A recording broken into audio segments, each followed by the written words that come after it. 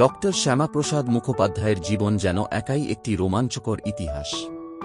তাঁর ক্ষুরধার বুদ্ধি, নির্ভীক ব্যক্তিত্ব এবং দূরদর্শিতা নিয়ে এমন কিছু আশ্চর্যজনক ঘটনা রয়েছে যা আজও আমাদের অনুপ্রাণিত করে। আসুন, গল্পের ছলে তাঁর জীবনের তেমনই কিছু অসাধারণ ঝলক দেখে নেওয়া যাক। কলকাতার আশুতোষ কলেজ সংলগ্ন রাস্তা দিয়ে হেঁটে যাচ্ছেন কয়েকজন বিদেশি অধ্যাপক। তাঁদের লক্ষ্য কলকাতা বিশ্ববিদ্যালয়। সে যুগে কলকাতা বিশ্ববিদ্যালয়ে সুনাম বিশ্বজোড়া। তারা এসেছেন বিশ্ববিদ্যালয়ের নতুন উপাচার্যের সাথে দেখা করতে।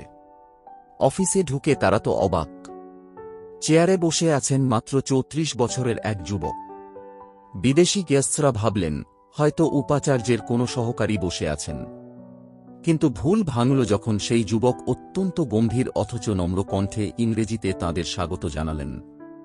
1934 সালে মাত্র ৩৪ বছর বয়সে ডক্টর শ্যামাপ্রসাদ মুখোপাধ্যায় কলকাতা বিশ্ববিদ্যালয়ের সর্বকনিষ্ঠ উপাচার্য হিসেবে দায়িত্বভার গ্রহণ করেন। এত কম বয়সে এই গৌরব অর্জন করা আজও একটি অনন্য রেকর্ড। বিশ্ববিদ্যালয়ের উপাচার্য থাকাকালীন শ্যামাপ্রসাদ একটি যুগান্তকারী সিদ্ধান্ত নিলেন। তিনি চাইলেন বিশ্ববিদ্যালয়ের সর্বোচ্চ সমাবর্তন উৎসবে বক্তব্য রাখা হোক বাংলা ভাষায়।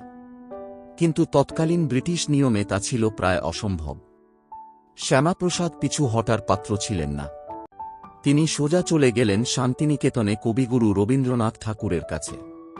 তিনি কবিগুরুকে অনুরোধ করলেন সমাবর্তন ভাষণটি বাংলায় দেওয়ার জন্য।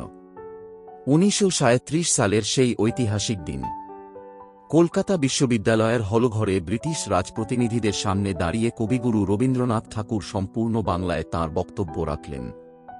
ডক্টর মুখোপাধ্যায়ের জোরাজুরিতেই কলকাতা বিশ্ববিদ্যালয়ের ইতিহাসে প্রথমবার কোনো সমাবর্তন ভাষণ মাতৃভাষায় বাংলায় দেওয়া হয়েছিল।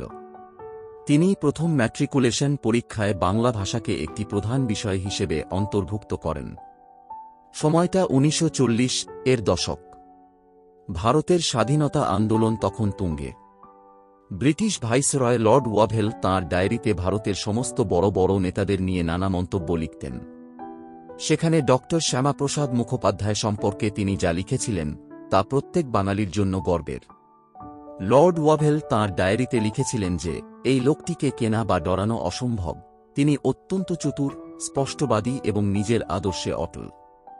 ব্রিটিশ শাসকরা যেখানে অনেক নেতাকেই চাপ দিয়ে বা প্রলোভন দেখিয়ে নিজেদের নিয়ন্ত্রণে রাখত, সেখানে শ্যামাপ্রসাদের ব্যক্তিত্বের সামনে তারা সবসময় সুনিহ করে চলত।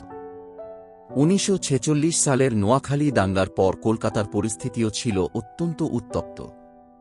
চারদিকে এক ভয়ানক চাপা উত্তেজনা। যে কোনো মুহূর্তে বড়সড় হিংসা ছড়িয়ে পড়তে পারত। তৎকালীন এক উচ্চপদস্থ ব্রিটিশ পুলিশ কর্মকর্তা পরিস্থিতি সামলাতে না পেরে সরাসরি শ্যামাপ্রসাদ বাবুকে ফোন করে বলেন যে পরিস্থিতি হাতের বাইরে চলে যাচ্ছে এবং তাকে কিছু করতে হবে। শ্যামাপ্রসাদ বাবু ফোন রেখেই সরাসরি আক্রান্ত এবং উত্তেজিত এলাকাগুলোতে নিজে চলে যান। কোনো পুলিশি নিরাপত্তা ছাড়াই তিনি মানুষের মাঝে দাঁড়ান, তাদের বোঝান এবং শান্তি বজায় রাখার আপিল করেন। আশ্চর্যের বিষয়, তাঁর ব্যক্তিত্ব আর কথার জাদুতে কয়েক ঘণ্টার মধ্যে কলকাতার সেই উত্তেজনা শান্ত হয়ে যায়।